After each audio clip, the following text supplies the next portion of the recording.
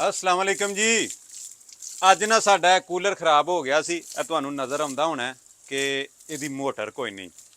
Daily ਇਸ ਕਮਰੇ ਦੇ ਵਿੱਚ ਨਾ ਸ਼ੇਰਾਂ ਦੇ ਉੱਤੇ ਇਹ ਹੀ ਕੂਲਰ ਲਾਇਆ ਹੁੰਦਾ ਕਿਉਂਕਿ ਗਰਮੀ ਬਹੁਤ ਜ਼ਿਆਦਾ ਹੁੰਦੀ ਹੈ। ਅੱਜ ਇਹ ਖਰਾਬ ਸੀ ਤੇ ਸ਼ੇਰ ਵਿਚਾਰੇ ਰਹੇ ਨੇ ਇਸੇ ਤਰ੍ਹਾਂ ਹੀ ਗਰਮੀ ਦੇ ਵਿੱਚ। ਤੇ ਮੈਂ ਕਿਹਾ ਹੁਣ ਇਹਨਾਂ ਨੂੰ ਨਵਾਈਏ ਤੇ ਮੇਰਾ ਦਿਲ ਕੀਤਾ ਮੈਂ ਆਪ ਹੀ ਇਹਨਾਂ ਨੂੰ ਨਵਾਵਾਂ। ਤੂੰ ਵੀ ਨਹਾਣਾ ਬਾਈ?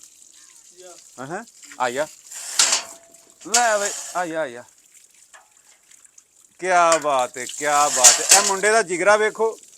ਤੇ ਉਹੀ ਤੁਹਾਨੂੰ ਪਤਾ ਹੈ ਕਿ ਬੰਦੇ ਆਪ ਹੀ ਡਰ ਜਾਂਦੇ ਨੇ ਗੁਸਲਖਾਨੇ 'ਚ ਨਹਾ ਪਾਣੀ ਕੋਲੋਂ ਪੇ ਡਰਦੇ ਨੇ ਤੇ ਨਹਾਇਆ ਨਹੀਂ ਜਾਂਦਾ। ਇਹ ਵੀ ਮੁੰਡਾ ਵੇਖੋ ਤੁਹਾਡੇ ਸਾਹਮਣੇ ਵੇ, ਇਹ ਸ਼ੇਰਾਂ ਦੇ ਨਾਲ ਨਹਾਉਂਦਾ ਪਿਆ।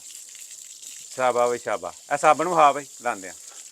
ਬੰਦਿਆਂ ਕੋਲ ਆਪਣੀ ਕੰਡ ਤੇ ਨਹੀਂ ਸਾਬਣ ਲਾਇਆ ਜਾਂਦਾ ਤੇ ਇਹ ਜਵਾਨ ਦਾ ਪੁੱਤਰ ਸ਼ੇਰਾਂ ਦੀ ਕੰਡ ਤੇ ਸਾਬਣ ਲਾਉਣ ਡਿਆ।